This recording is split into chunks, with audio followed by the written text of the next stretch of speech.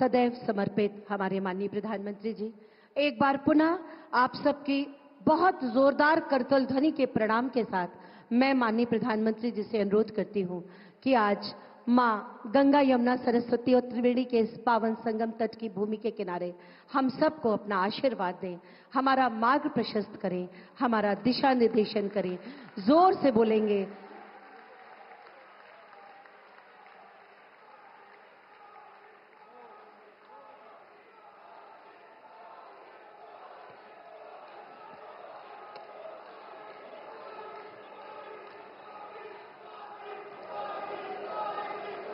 उत्तर प्रदेश के राज्यपाल आनंदीबेन पटेल जी, मुख्यमंत्री श्रीमान योगी आदित्यनाथ जी, उप मुख्यमंत्री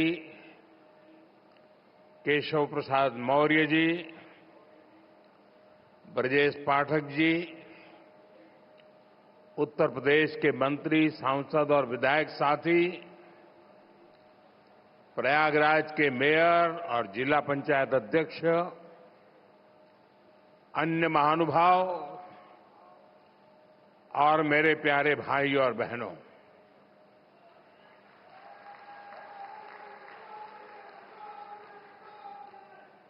प्रयागराज में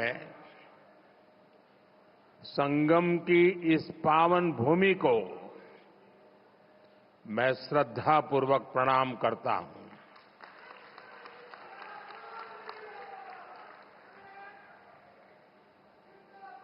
महाकुंभ में पधार रहे सभी साधु संतों को भी नमन करता हूं। महाकुंभ को सफल बनाने के लिए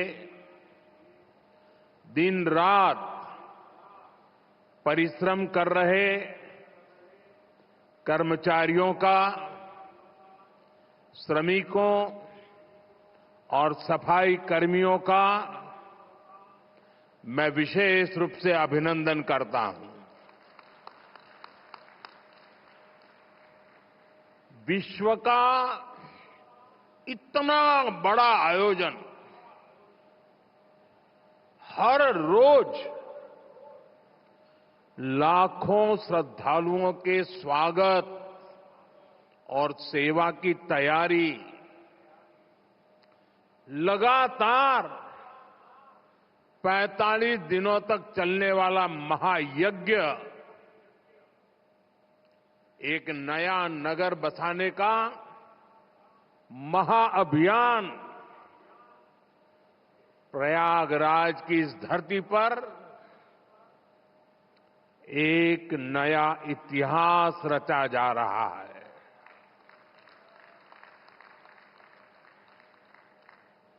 अगले साल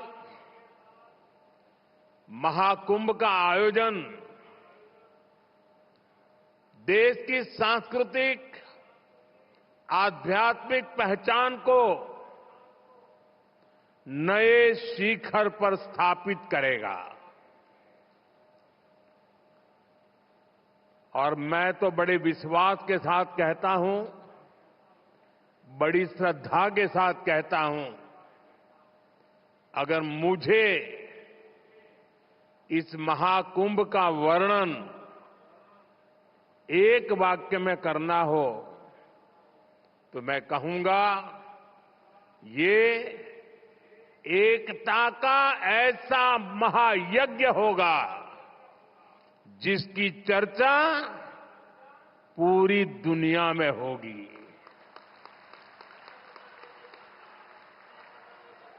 मैं इस आयोजन की भव्य और दिव्य सफलता की आप सभी को शुभकामनाएं देता हूं।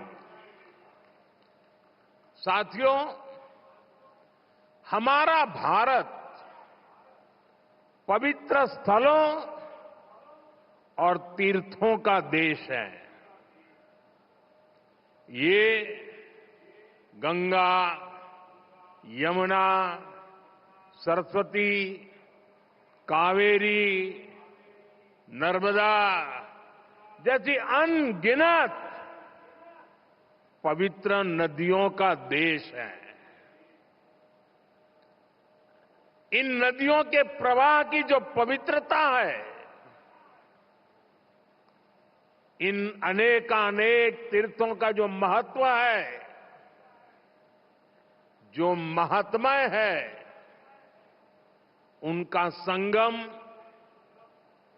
उनका समुच्चय, उनका योग, उनका संयोग, उनका प्रभाव, उनका प्रताप, ये प्रयाग है।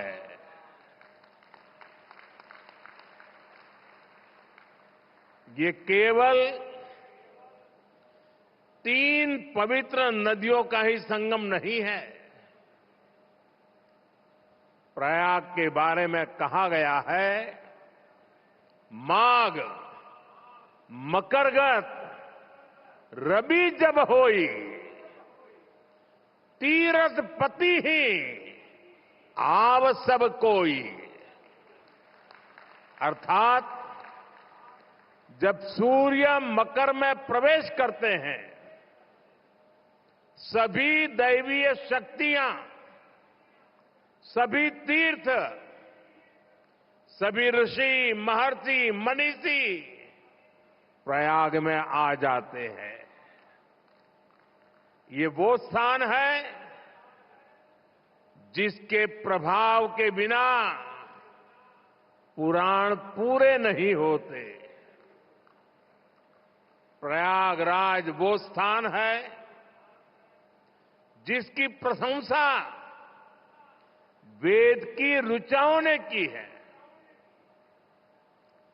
भाइयों बहनों, प्रयाग वो है जहां पग पग पर पवित्र स्थान है, जहां पग पग पर पुण्य क्षेत्र है। त्रिवेणीम माधवम सोमम भरद्वाजम च वासुकिम वंदे अक्षयवटम शेषम प्रयागम तीर्थनायकम। अर्थात त्रिवेणी का त्रिकाल प्रभाव, वेणी माधव की महिमा, सोमेश्वर के आशीर्वाद, ऋषि भारद्वाज की तपोभूमि, नागराज वासुकी का विशेष स्थान, अक्षय वट की अमरता और शेष की अशेष कृपा, ये है हमारा तीर्थराज प्रयाग।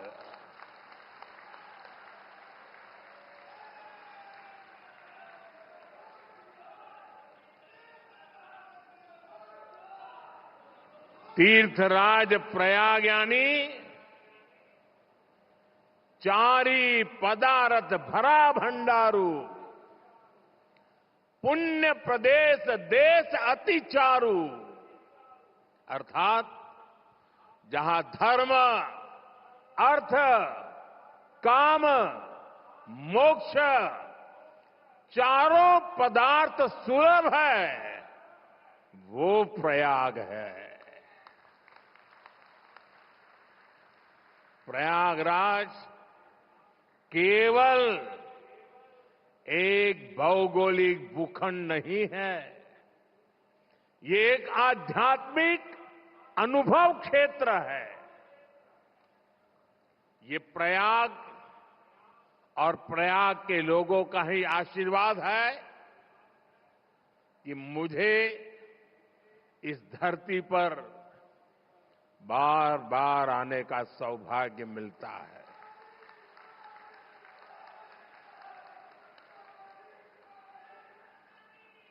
पिछले कुंभ में भी मुझे संगम में स्नान करने का सौभाग्य मिला था और आज इस कुंभ के आरंभ से पहले मैं एक बार फिर मां गंगा के चरणों में आकर के आशीर्वाद प्राप्त करने का सौभाग्य प्राप्त किया। आज मैंने संगम घाट के लेटे हुए हनुमान जी के दर्शन किए, अक्षय वट वृक्ष का आशीर्वाद भी प्राप्त किया। इन दोनों स्थलों पर श्रद्धालुओं की सहूलियत के लिए हनुमान कॉरिडोर और अक्षय वट कॉरिडोर का निर्माण हो रहा है। मैंने सरस्वती कूप रीडेवलपमेंट प्रोजेक्ट की भी जानकारी ली। आज यहां हजारों करोड़ रुपए के प्रोजेक्ट का लोकार्पण हुआ है। मैं इसके लिए आप सबको बधाई देता हूं। साथियों, महाकुंभ हजारों वर्ष पहले से चली आ रही हमारे देश की सांस्कृतिक आध्यात्मिक यात्रा का पुण्य और जीवंत प्रतीक है। एक ऐसा आयोजन जहां हर बार धर्म, ज्ञान, भक्ति और कला का दिव्य समागम होता है। हमारे यहां कहा गया है, दश तीर्थ सहस्त्राणि तीस्र कोट्यस्तथा अपराह सम आगच्छन्ति माध्यातु प्रयागे भरतर्षभ। अर्थात संगम में स्नान से करोड़ों तीर्थ के बराबर पुण्य मिल जाता है। जो व्यक्ति प्रयाग में स्नान करता है वो हर पाप से मुक्त हो जाता है।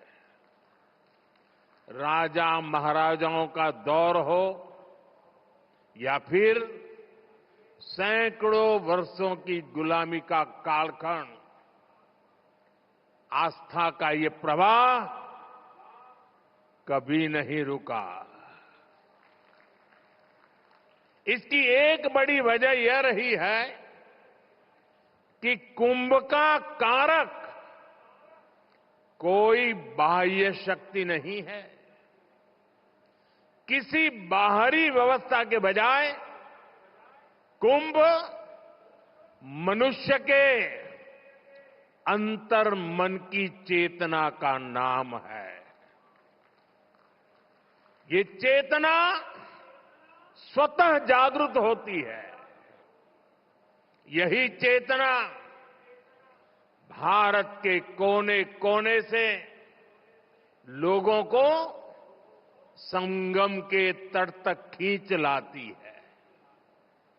गांव, कस्बों, शहरों से लोग प्रयागराज की ओर निकल पड़ते हैं। सामूहिकता की ऐसी शक्ति, ऐसा समागम शायद ही कहीं और देखने को मिले। यहां आकर संत, महंत, ऋषि, मुनि, ज्ञानी, विद्वान, सामान्य मानवी सब एक हो जाते हैं। सब एक साथ त्रिवेणी में डुबकी लगाते हैं। यहां जातियों का भेद खत्म हो जाता है, संप्रदायों का टकराव मिट जाता है। करोड़ों लोग एक थे, एक विचार से जुड़ जाते हैं। इस बार भी महाकुंभ के दौरान यहां अलग अलग राज्यों से करोड़ों लोग जुटेंगे। उनकी भाषा अलग होगी, जातियां अलग होगी, मान्यताएं अलग होगी, लेकिन संगम नगरी में आकर वो सब एक हो जाएंगे। और इसलिए मैं फिर एक बार कहता हूं, ये महाकुंभ एकता का महायज्ञ है, जिसमें हर तरह के भेदभाव की आहुति दी जाती है। यहां संगम में डुबकी लगाने वाला हर भारतीय एक भारत श्रेष्ठ भारत की अद्भुत तस्वीर प्रस्तुत करता है। साथियों, महाकुंभ की परंपरा का सबसे अहम पहलू ये है कि इस दौरान देश को दिशा मिलती है। कुंभ के दौरान संतों के वाद में, संवाद में, शास्त्रार्थ में, शास्त्रार्थ के अंदर देश के सामने मौजूद अहम विषयों पर, देश के सामने मौजूद चुनौतियों पर व्यापक चर्चा होती है और फिर संत जन मिलकर राष्ट्र के विचारों को एक नई ऊर्जा देते थे, नई राह भी दिखाते थे। संत महात्माओं ने देश से जुड़े कई महत्वपूर्ण निर्णय कुंभ जैसे आयोजन स्थल पर ही लिए हैं। जब संचार के आधुनिक माध्यम नहीं थे, तब कुंभ जैसे आयोजनों ने बड़े सामाजिक परिवर्तनों का आधार तैयार किया था। कुंभ में संत और ज्ञानी लोग मिलकर समाज के सुख दुख की चर्चा करते थे, वर्तमान और भविष्य को लेकर चिंतन करते थे। आज भी कुंभ जैसे बड़े आयोजनों का महात्म्य वैसा ही है। ऐसे आयोजनों से देश के कोने कोने में समाज में सकारात्मक संदेश जाता है। राष्ट्र चिंतन की ये धारा निरंतर प्रवाहित होती है। इस आयोजन के नाम अलग अलग होते हैं, पड़ाव अलग अलग होते हैं, मार्ग अलग अलग होते हैं, लेकिन यात्री एक होते हैं, मकसद एक होता है। साथियों, कुंभ और धार्मिक यात्राओं का इतना महत्व होने के बावजूद पहले की सरकारों के समय इनके महात्म्य पर ध्यान नहीं दिया गया। श्रद्धालु ऐसे आयोजनों में कष्ट उठाते रहे, लेकिन तब की सरकारों को इससे कोई फर्क नहीं पड़ता था। इसकी वजह थी कि भारतीय संस्कृति से, भारत की आस्था से उनका लगाव नहीं था। लेकिन आज केंद्र और राज्य में भारत के प्रति आस्था, भारतीय संस्कृति को मान देने वाली सरकार है। इसलिए कुंभ में आने वाले श्रद्धालुओं के लिए सुविधाएं जुटाना डबल इंजन की सरकार अपना दायित्व समझती है। इसलिए यहां केंद्र और राज्य सरकार ने मिलकर हजारों करोड़ रुपए की योजनाएं शुरू की है। सरकार के अलग अलग विभाग जिस तरह महाकुंभ की तैयारियों को पूरा करने में जुटे हैं, वह बहुत ही सराहनीय है।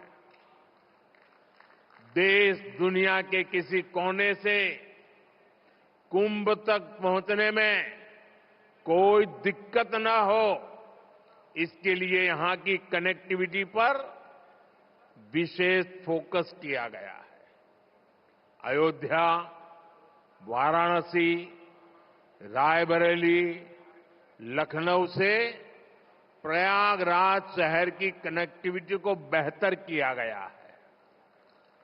मैं जिस whole of the government approach की बात करता हूं, उन महाप्रयासों का महाकुंभ भी इस थली में नजर आता है। साथियों, हमारी सरकार ने विकास के साथ साथ विरासत को भी समृद्ध बनाने पर फोकस किया है। आज देश के कई हिस्सों में अलग अलग टूरिस्ट सर्किट विकसित किए जा रहे हैं। Ramayan circuit, Shri Krishna circuit, Buddhist circuit, Tirthankar circuit, इनके माध्यम से हम देश के उन स्थानों को महत्व दे रहे हैं जिन पर पहले फोकस नहीं था। स्वदेश दर्शन योजना हो, प्रसाद योजना हो, इनके माध्यम से तीर्थ स्थलों पर सुविधाओं का विस्तार किया जा रहा है।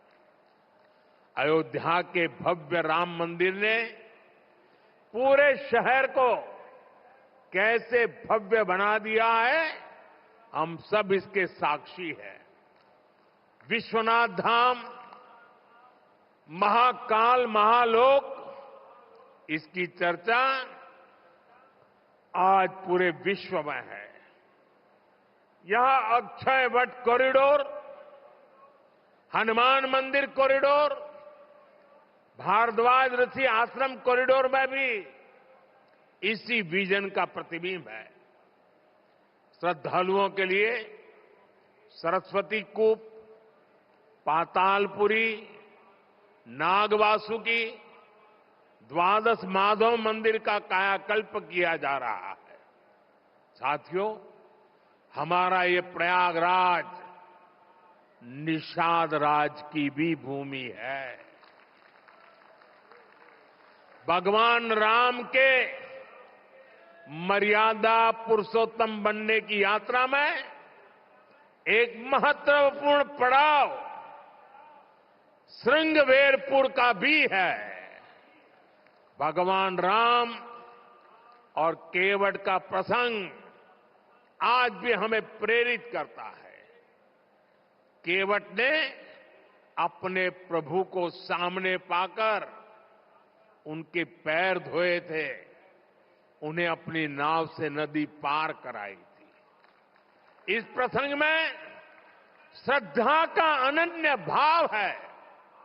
इसमें भगवान और भक्त की मित्रता का संदेश है। इस घटना का ये संदेश है कि भगवान भी अपने भक्त की मदद ले सकते हैं। प्रभु श्री राम और निषाद राज की इसी मित्रता के प्रतीक के रूप में श्रृंगवेरपुर धाम का विकास किया जा रहा है।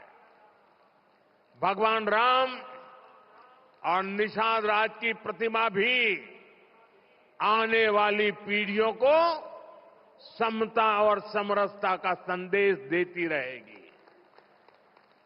साथियों, कुंभ जैसे भव्य और दिव्य आयोजन को सफल बनाने में स्वच्छता की बहुत बड़ी भूमिका है।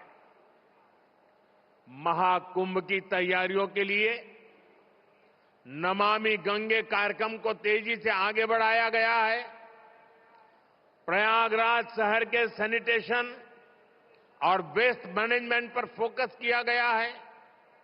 लोगों को जागरूक करने के लिए गंगा दूत, गंगा प्रहरी और गंगा मित्रों की नियुक्ति की गई है। इस बार कुंभ में 15,000 से ज्यादा मेरे सफाई कर्मी भाई बहन कुंभ की स्वच्छता को संभालने वाले हैं। मैं आज कुंभ की तैयारी में जुटे अपने सफाई कर्मी भाई बहनों का अग्रिम आभार भी व्यक्त करूंगा। करोड़ों लोग यहां पर जिस पवित्रता, स्वच्छता, आध्यात्मिकता के साक्षी बनेंगे, वो आपके योगदान से ही संभव होगा। इस नाते यहां हर श्रद्धालु के पुण्य में आप भी भागीदार बनेंगे। जैसे भगवान कृष्ण ने जूठे पत्तल उठाकर संदेश दिया था कि हर काम का महत्व है, वैसे ही आप भी अपने कार्यों से इस आयोजन की महानता को और बड़ा करेंगे। ये आप ही हैं जो सुबह सबसे पहले ड्यूटी पर लगते हैं और देर रात तक आपका काम चलता रहता है। 2019 में भी कुंभ आयोजन के समय यहां की स्वच्छता की बहुत प्रशंसा हुई थी। जो लोग हर 6 वर्ष पर कुंभ या महाकुंभ में स्नान के लिए आते हैं, उन्होंने पहली बार इतनी साफ सुंदर व्यवस्था देखी थी। इसलिए आपके पैर धुलकर मैंने अपनी कृतज्ञता दिखाई थी। हमारे स्वच्छता कर्मियों के पैर धोने से मुझे जो संतोष मिला था, वो मेरे लिए जीवन भर का यादगार अनुभव बन गया है। साथियों, कुंभ से जुड़ा एक और पक्ष है जिसकी चर्चा उतनी नहीं हो पाती। ये पक्ष है कुंभ से आर्थिक गतिविधियों का विस्तार।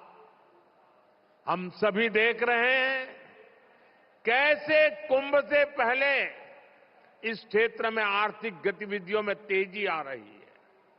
लगभग 1.5 महीने तक संगम किनारे एक नया शहर बसा रहेगा, जहां हर रोज लाखों की संख्या में लोग आएंगे।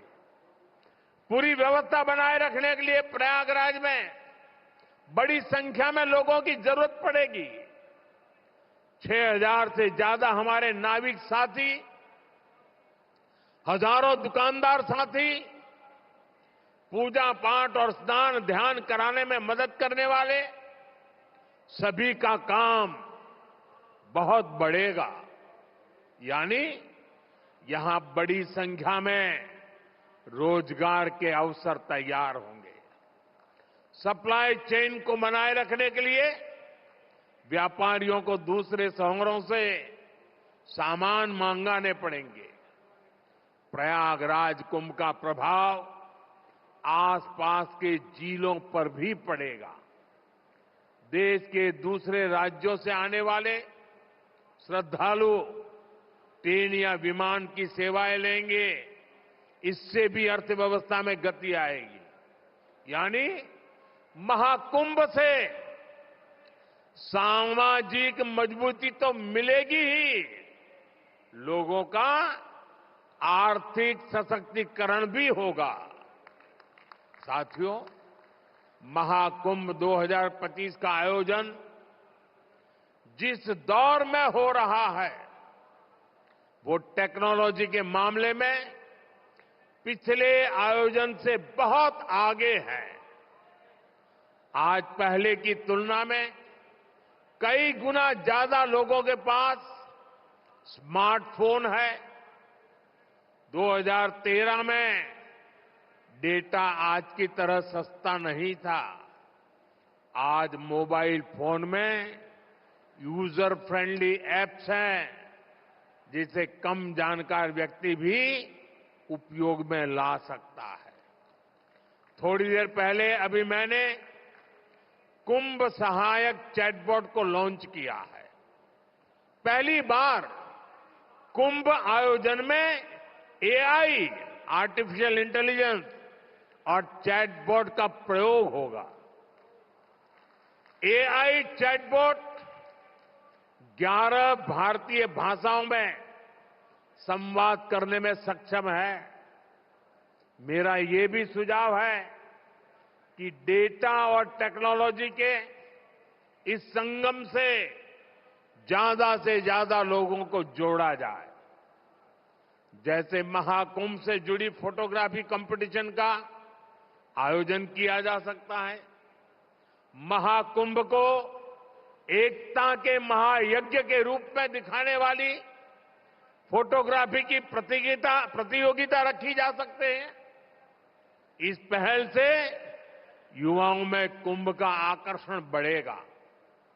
कुंभ में आने वाले ज्यादातर श्रद्धालु इसमें हिस्सा लेंगे। जब ये तस्वीरें सोशल मीडिया पर पहुंचेगी तो कितना बड़ा कैनवास तैयार होगा, इसकी कल्पना नहीं कर सकते। इसमें कितने रंग, कितनी भावनाएं मिलेंगी, ये गिन पाना मुश्किल होगा। आप आध्यात्म और प्रकृति से जुड़ी किसी प्रतियोगिता का आयोजन भी कर सकते हैं। साथियों, आज देश एक साथ विकसित भारत के संकल्प की तरफ तेजी से बढ़ रहा है। मुझे विश्वास है कि इस महाकुंभ से निकली आध्यात्मिक और सामूहिक शक्ति हमारे इस संकल्प को और मजबूत बनाएगी। महाकुंभ स्नान ऐतिहासिक हो, अविस्मरणीय हो, मां गंगा, मां यमुना और मां सरस्वती की त्रिवेणी से मानवता का कल्याण हो, हम सबकी यही कामना है। संगम नगरी में आने वाले हर श्रद्धालु को मैं शुभकामनाएं देता हूं। आप सबका भी मैं हृदय से बहुत बहुत धन्यवाद करता हूं। मेरे साथ बोलिए, भारत माता की, भारत माता की, भारत माता की, गंगा माता की, गंगा माता की, गंगा माता की। बहुत बहुत धन्यवाद।